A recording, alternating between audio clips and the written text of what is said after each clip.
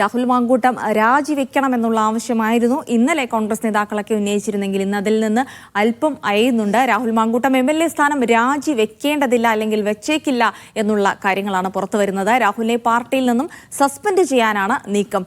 നിയമസഭാ സമ്മേളനത്തിൽ നിന്നും മാറ്റി നിർത്തുകയും അടുത്ത തെരഞ്ഞെടുപ്പിൽ സീറ്റ് നിഷേധിക്കാനുമാണ് ആലോചിക്കുന്നത്. അന്തിമ തീരുമാനം ഇന്നുണ്ടാകും. രാജിവെപ്പിച്ചാൽ ഉപതെരഞ്ഞെടുപ്പ് വരാൻ സാധ്യതയുണ്ടെന്ന് നിയമോപദേശം ലഭിച്ചതോടെ കടുത്ത നിലപാട് സ്വീകരിച്ച നേതാക്കൾ അയഞ്ഞു. രാഹുൽ മാങ്കൂട്ടത്തിന്റെ വാദങ്ങളും കേൾക്കണമെന്ന് ഇതിനിടയിൽ അഭിപ്രായമുയർന്നു. KPCC അധ്യക്ഷനുമായുള്ള ആശയവിനിമയത്തിലാണ് നേതാക്കളുടെ നിർദ്ദേശം. രാഹുൽ പറയാനുള്ളത് പറയട്ടെ എന്നാണ് നേതാക്കളുടെ വിലയിരുത്തൽ. വിജിൻ വായന്തോട് വിവരങ്ങൾ നൽകും. വിജിൻ, അങ്ങനെ ഇന്നലെയുണ്ടായ കടുത്ത നിലപാടിൽ നിന്ന് പ്രമുഖ നേതാക്കളൊക്കെ അയഞ്ഞിരിക്കുന്നു. ഇനിയിപ്പോൾ രാഹുൽ രാജിവെക്കുകയാണെങ്കിൽ ഒരു ഉപതെരഞ്ഞെടുപ്പ് അടിച്ചേൽപ്പിക്കും. അതിൽ BJP അടക്കം കോൺഗ്രസ് ഭയപ്പെടുന്നുണ്ട് എന്നുള്ളത് കൂടി വ്യക്തമാണ്. അതുകൊണ്ട് തന്നെ ഉപതെരഞ്ഞെടുപ്പിലേക്ക് തൽക്കാലം നീങ്ങേണ്ടതില്ല. മാത്രമല്ല, രാഹുൽ ഇന്നലെ ചില കാര്യങ്ങളൊക്കെ വിശദീകരിച്ച് വന്നിരുന്നു. അപ്പോൾ ഇനിയും രാഹുലിന് വിശദീകരിക്കാനുള്ള അവസരം നൽകണമെന്ന് പറഞ്ഞുകൊണ്ട് തന്നെ നേതാക്കളൊക്കെ ആയിരുന്നു. അപ്പോൾ രാജി ഉണ്ടാകില്ല എന്ന തീരുമാനത്തിലേക്ക് തന്നെ എത്തിച്ചേരുന്നു അല്ലേ?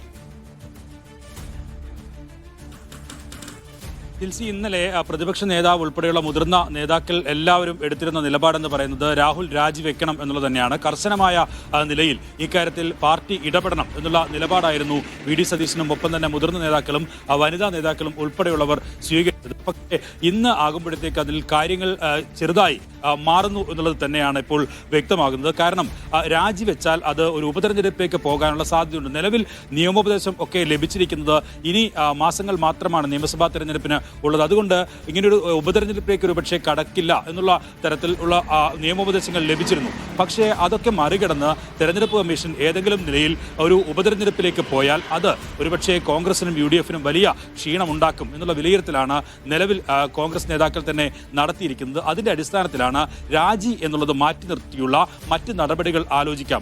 ഒപ്പം തന്നെ ഇന്നലെ പറഞ്ഞതിന് അവന്തികയുടെ കേസുമായി ബന്ധപ്പെട്ട് രാഹുൽ മാങ്കൂട്ടത്തിൽ വിശദീകരിച്ചതിന് സമാനമായ നിലയിൽ തന്നെ രാഹുലിന്റെ മറ്റ് വിഷയങ്ങളിൽ, മറ്റ് കേസുകളിൽ, മറ്റ് ആരോപണങ്ങളിൽ ഒക്കെ രാഹുൽ തന്നെ വിശദീകരണം നൽകട്ടെ, അത് പറയാനുള്ള അവസരം രാഹുലിന് കൊടുക്കാം എന്നുള്ളൊരു നിലപാടിലേക്ക് കൂടി എത്തുകയാണ് നിലവിൽ കോൺഗ്രസ് നേതാക്കൾ എന്ന് പറയുന്നത്. പക്ഷേ ഇവരുടെ ഒന്നും പരസ്യ പ്രതികരണം ഇക്കാര്യത്തിൽ വന്നിട്ടുമില്ല. രാജിവെച്ചില്ലെങ്കിൽ അത് LDF വലിയ തരത്തിലുള്ള പ്രചാരണായുധമാക്കും. ഒപ്പം തന്നെ പാലക്കാട് തിരഞ്ഞെടുപ്പ് വരാനിരിക്കുന്നതുവരെ, നിയമസഭാ തിരഞ്ഞെടുപ്പും തദ്ദേശ തെരഞ്ഞെടുപ്പും ഒക്കെ വരാനിരിക്കുന്നതുവരെ BJP-യും ഇക്കാര്യത്തിൽ ആരോപണങ്ങൾ ഉയർത്തും. അതൊരു പ്രചാരണായുധമാക്കി തന്നെ മാറ്റാനുമുള്ള സാധ്യതയുണ്ട്. പക്ഷേ രാജിവെച്ചാൽ പ്രതിസന്ധിയാകാൻ പോകുന്നത് ഒരുപക്ഷെ ഒരു ഉപതെരഞ്ഞെടുപ്പ് വരികയും BJP-യോ LDF-ഓ ജയിക്കുന്ന സാഹചര്യം ഉണ്ടായാൽ അത് UDF-നെ സംബന്ധിച്ചിടത്തോളം വലിയ തരത്തിലുള്ള തിരിച്ചടിയായി മാറും എന്ന കാര്യത്തിൽ സംശയമില്ല. ഒരുപക്ഷെ BJP ജയിക്കുകയാണെങ്കിൽ വീണ്ടും BJP-ക്ക് അക്കൗണ്ട് തുറക്കാനുള്ള ഒരു അവസരം അത് UDF നൽകി, കോൺഗ്രസ് നൽകി എന്നുള്ള വലിയ ആരോപണം അടുത്ത തെരഞ്ഞെടുപ്പിലൊക്കെ LDF ഉയർത്താനുള്ള സാധ്യതയുണ്ട്.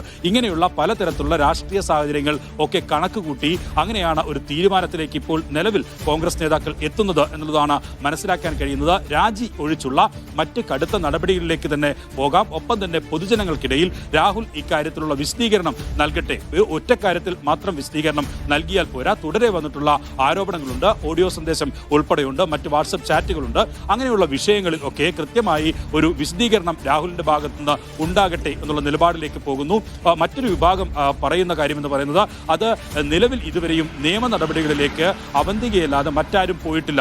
അതുകൊണ്ട് തന്നെ അങ്ങനെ ഒരു നിയമ നടപടിയിലേക്ക് പോകാത്ത സാഹചര്യത്തിൽ എന്തിന് രാജി എന്നുള്ള ചോദ്യവും മറുവിഭാഗം ഉയർത്തുന്നുണ്ട്. എന്തായാലും വലിയ തരത്തിലുള്ള വിവാദം ഉണ്ടാവുകയും അത് LDF-ഉം BJP-യും ഒക്കെ ഏറ്റെടുക്കുകയും ചെയ്ത സാഹചര്യത്തിൽ ഒരു രാജിക്കപ്പുറത്തേക്കുള്ള നിലപാട് വേണ്ട എന്നുള്ള കടുത്ത തീരുമാനം പ്രതിപക്ഷ നേതാവ് ഉൾപ്പെടെയുള്ളവർ സ്വീകരിച്ചിരുന്നു.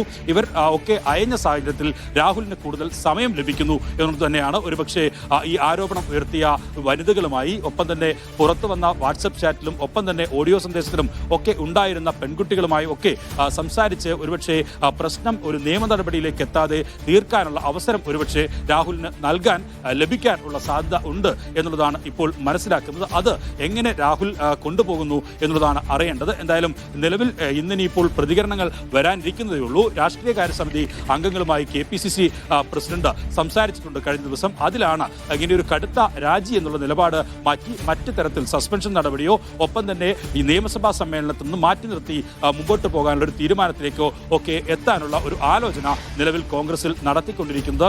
അത് തന്നെയായിരിക്കും ഒരുപക്ഷെ കോൺഗ്രസ് അങ്ങനെ ഒരു തീരുമാനത്തിലേക്കായിരിക്കും ഒരുപക്ഷെ എത്തിച്ചേരുക എന്നുള്ളതാണ് ഇപ്പോൾ പ്രതീക്ഷിക്കുന്നത്. എന്തായാലും ഹൈക്കമാൻഡ് വ്യക്തമാക്കിയത് അല്പസമയം മുമ്പ് ദീപാദാസ് മുൻഷി എന്ന് വ്യക്തമാക്കിയത് കേരളത്തെ പാർട്ടി ഇക്കാര്യത്തിൽ തീരുമാനമെടുക്കും.